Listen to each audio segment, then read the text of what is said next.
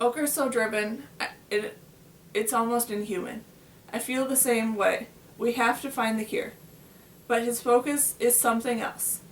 It doesn't take many days before I'm accustomed to this routine in the research lab, which is we work when Okar says to work.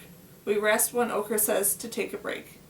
Sometimes I catch a glimpse of Cassia in the sorting rooms, but for the most part I spend my time compounding formulas according to Okar's instructions. Okar eats his meal right here in the lab. He doesn't even sit down. So that's what the rest of us do too. We stand around and watch each other chew our food. It's probably the stress of the situation in the late hours, but something about it always makes me want to laugh. The mealtime conversations are a measure of how well things are going with the cure trials.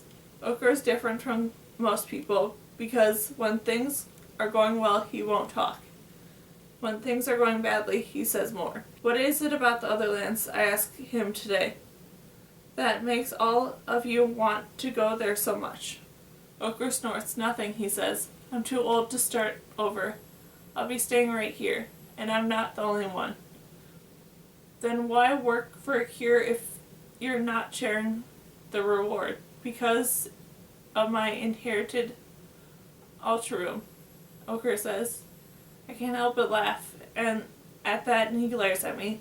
I want to beat the society, Okar says. I want to find the cure first. It's not the society anymore, I remind him. Of course it is, he says, tipping back in the canteen to drink. He wipes off his mouth with the back of his hand and glares at me.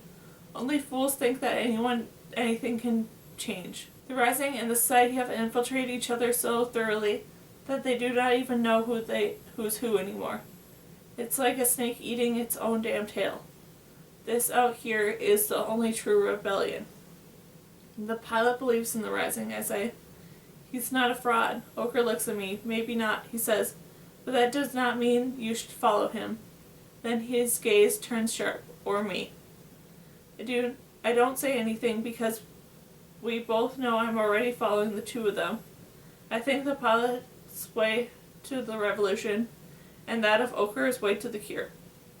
The patients here still look much better than the ones back in the Providence. Okar's cure for all the secondary symptoms of the mutated plague, like the pallid accumulated and the lung secretion. But he keeps muttering about proteins and the brain, and I know he hasn't figured out how to prevent or reverse the mutation's effects on the nervous system. But he'll get there. Okar swears. He spills some of his water from the canteen onto his shirt. The society was right about one thing, Okar says. Damn hands stop working a year or two after 80. Of course, my mind still functions better than most. Cassia's already in her cell when I get there, but she waited up for me. I can't see her very well because it's night, but I can hear her as she talks to me. Someone down the hall shouts out at us to be quiet, but everyone else seems to have fallen asleep. Rebecca says all the research medics like you, Cassia says. She also says that you're the only one who talks back to Okar. Maybe I should stop, I say. I don't want to alienate any of the workers. I've got to stay inside the research lab working on the cure. Rebecca says it's good, Cassia says. She thinks Okar likes you because you remind him of himself. Is that true? I don't think I'm as proud as Okar is. Or as smart, of course.